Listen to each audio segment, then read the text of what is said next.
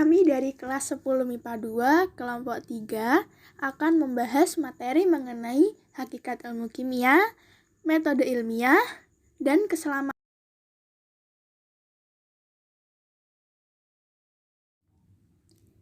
Dimulai dari hakikat ilmu kimia. Ilmu kimia adalah ilmu yang mempelajari tentang susunan, struktur, sifat, dan perubahan energi yang menyertai perubahan suatu zat atau materi. Zat atau materi merupakan sesuatu yang menempati ruang dan memiliki massa. Definisi dari hakikat ilmu kimia adalah bahwa benda itu bisa mengalami perubahan bentuk ataupun susunan partikelnya menjadi bentuk yang lain sehingga terjadi deformasi. Perubahan letak susunan ini mempengaruhi sifat-sifat yang berbeda dari wujud semula. Terdapat pengetahuan tentang susunan suatu zat untuk membantu memahami sifat dari sebuah zat. Yang pertama yaitu ada jenis materi. Jenis materi ini dibagi menjadi 3, ada unsur, senyawa, dan campuran. Unsur adalah materi zat murni terkecil yang tidak dapat dibagi lagi menjadi 2 atau lebih zat lain yang lebih sederhana secara kimia dan fisika. Yang kedua yaitu senyawa. Senyawa ini merupakan zat murni dari gabungan 2 atau lebih unsur melalui reaksi kimia. Dan yang terakhir adalah campuran. Campuran merupakan gabungan 2 atau lebih zat murni yang tidak melalui reaksi kimia, melainkan melalui campuran secara fisika. Selanjutnya yaitu wujud materi. Wujud materi ini dibagi menjadi 3. Yang pertama yaitu ada zat padat. Sifat dari zat padat ini adalah bentuknya tetap dan tidak dapat berubah menurut wadahnya, serta susunan partikel sangat rapat dan teratur. Kedua, zat cair. Sifatnya yaitu bentuknya tidak tetap dan sesuai dengan wadahnya, serta susunan partikel longgar dan acak. Yang terakhir ada gas. Sifatnya yaitu bentuk menyesuaikan dengan wadahnya, serta susunan partikel mengisi seluruh ruang dan dapat bergerak bebas. Kemudian ada sifat materi.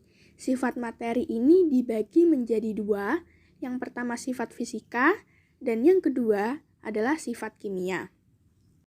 Kemudian ada sifat materi. Sifat materi dibagi menjadi 2, yaitu ada sifat fisika. Sifat fisika ini tidak dipengaruhi oleh perubahan komposisi kimia suatu zat, serta memiliki sifat fisis berbeda-beda untuk materi padat, cair, dan gas. Sedangkan sifat kimia, yaitu sifat yang ditunjukkan oleh suatu zat ketika zat tersebut mengalami perubahan dengan reaksi kimia. Poin selanjutnya adalah tentang metode ilmiah. Metode ilmiah sendiri mempunyai pengertian metode sains yang menggunakan langkah-langkah ilmiah dan rasional untuk mengungkap suatu permasalahan yang ada. Tahapan metode ilmiah diantaranya yaitu 1.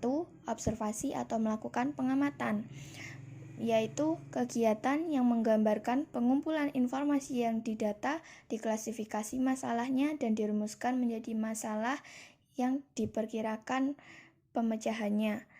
2. Mencari pola berdasarkan pengamatan. Pola dari hasil pengamatan akan melahirkan rumusan yang disebut hukum alam. Pengamatan ini dapat digeneralisasikan sebagai hukum alam yang dapat dinyatakan dalam bentuk rumusan matematis.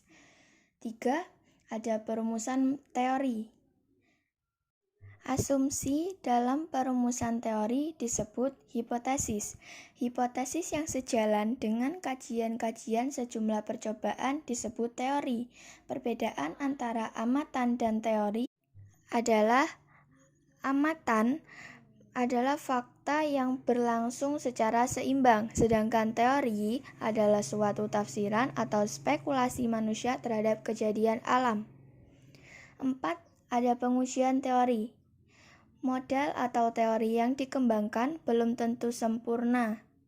Dalam ilmu pengetahuan selalu dikoreksi dan dikaji secara berkesinambungan dengan menyempurnakan metode dan alat-alat yang digunakan dalam pengamatan agar pendekatan yang diterapkan lebih mendekati gejala alam yang sebenarnya. Dalam metode ilmiah, tidak hanya membahas tahapan-tahapannya saja, melainkan ada juga sikap-sikap ilmiah dalam melakukan penelitian ilmiah yang terdiri dari 1. Membedakan fakta dan opini. 2. Berani dan santun dalam bertanya atau berargumen. 3. Selalu introspeksi atau evaluasi diri. Dan yang keempat, mengembangkan keingintahuan. Kelima, peduli terhadap lingkungan, sosial, budaya, dan fisik. Dan yang terakhir, yaitu setiap keputusan yang dibuat selalu dipertanggungjawabkan. Keselamatan dan keamanan di laboratorium kimia. Laboratorium merupakan tempat untuk eksperimen yang sangat membantu dalam mempelajari ilmu kimia. Fungsi laboratorium di sekolah adalah sebagai berikut. Yang pertama, membantu memahami konsep-konsep kimia. Yang kedua, membuktikan berbagai konsep kimia. Dan yang terakhir, tempat melakukan penelitian sederhana.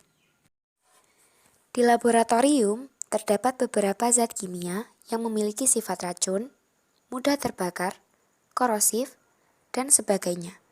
Berikut zat-zat berbahaya yang memiliki label tersendiri pada kemasan penyimpanannya. Yang pertama artinya toksik. Bahan kimia yang bersifat racun menyebabkan kematian atau sakit serius jika masuk ke dalam tubuh melalui pernafasan. Contohnya, karbon tetraklorida, hidrogen sulfida, dan benzena. Yang kedua artinya berbahaya. Bahan kimia yang dapat menyebabkan iritasi, luka bakar pada kulit, berlendir, mengganggu sistem pernafasan apabila kontak dengan kulit, dihirup, atau ditelan. Contohnya, soda api, fenol, dan klorin. Yang ketiga artinya mudah meledak. Bahan mudah meledak dengan adanya panas, percikan bunga api, guncangan, dan gesekan. Contohnya, kalium klorat dan amonium nitrat. Yang keempat, artinya mudah terbakar. Bahan mudah terbakar dengan api bunsen, permukaan logam panas, dan loncatan api. Contohnya, eter, karbon disulfida, dan asetilena. Yang kelima, artinya korosif. Bahan kimia bersifat korosif dapat merusakkan jaringan hidup, iritasi kulit, gatal-gatal, dan melepuh. Contohnya, asam sulfat, asam nitrat, dan asam klorida. Yang keenam, artinya pengoksidasi.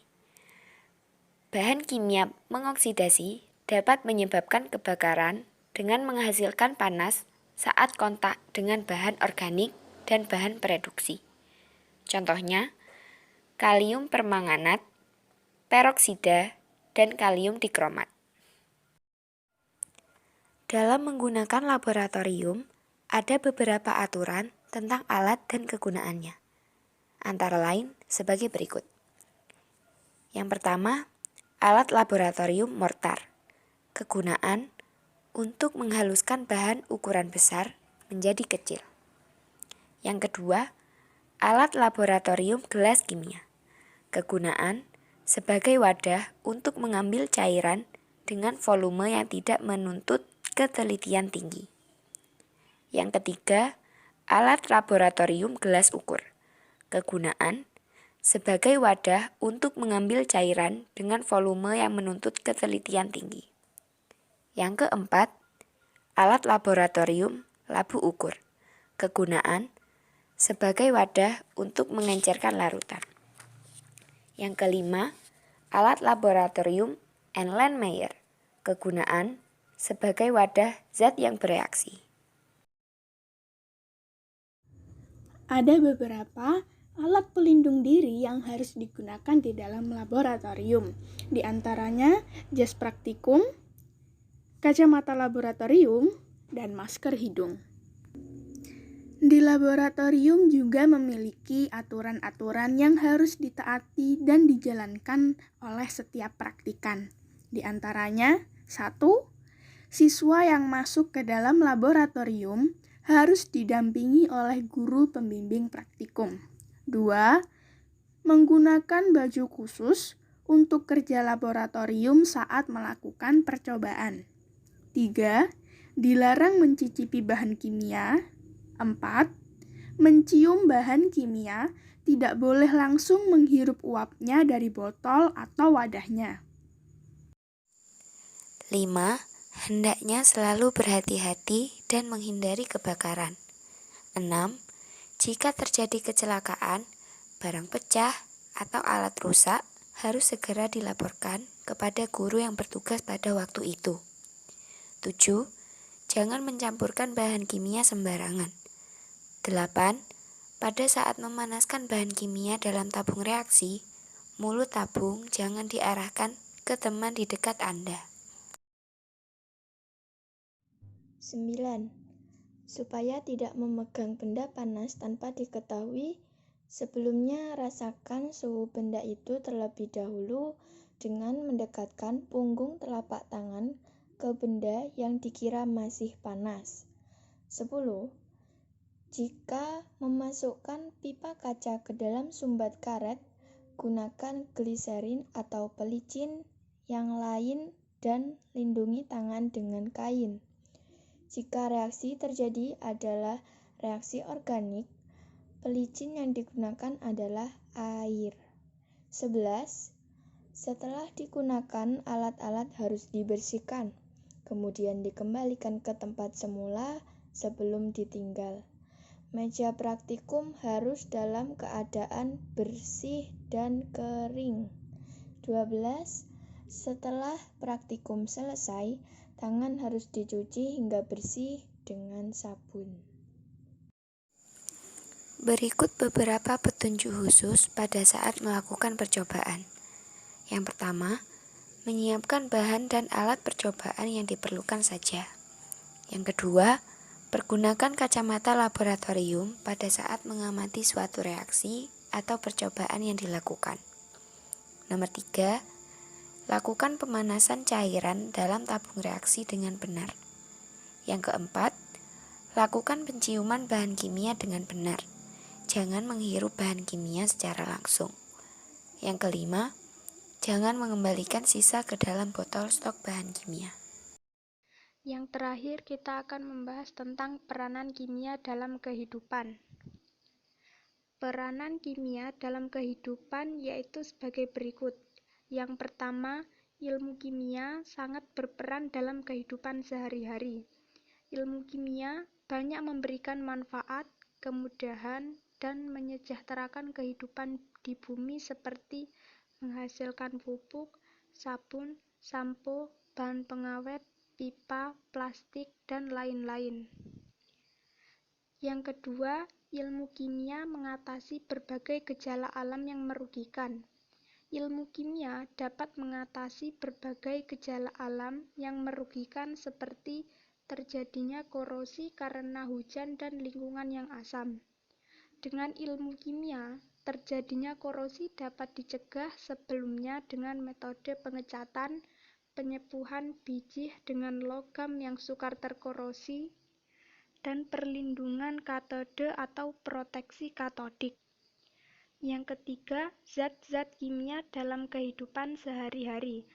Zat kimia dapat bermanfaat memberikan kemudahan dan kesejahteraan seperti berikut.